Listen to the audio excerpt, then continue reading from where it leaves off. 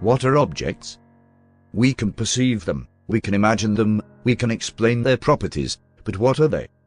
The Merriam-Webster dictionary states that an object is something material that may be perceived by the senses, whereas the Oxford Living Dictionaries state that an object is a material thing that can be seen and touched. In earlier accounts, the late 14th century, an object was a tangible thing, something perceived or presented to the senses, which came from the medieval Latin objectum, meaning thing put before the mind or sight. Can everything and nothing be an object? If so, what constitutes an object? And if an object must be tangible, why is it that we can manifest an object's very identity within our minds? Is our mind in a world of sense, as it seems to be a form of self-reflective information that can be received as input? I believe it is fair to assume that thoughts and the like are indeed a sense. However, I will keep that discussion for another video. On top of this, what separates an object that is in one's mind and one that is in the observable reality that we share? This is where I like to employ the idea of abstract and concrete implementations. When something is resembled as an abstract object, it has no physical relation to our agreed upon reality.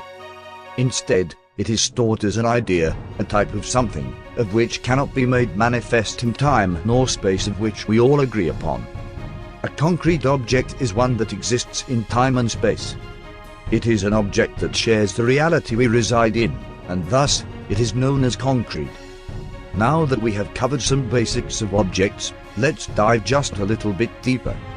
There is a concept attached to objects, whereby objects have all contained what are known as properties. A property is a characteristic of an object, that is to say, in the most classic of examples, an object has a color. This color may be red, blue, green, purple, orange, etc. Properties that can become more specific, such as color, are what are known as determinable properties.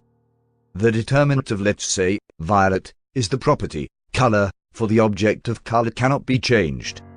However, the properties of color can, such as purple, which is determinable due to its ability to become green, and then lime, which is also determinable. The curious part about all this is that properties themselves are objects. We could assume that properties are a set of objects which are used to measure and modify the objects themselves.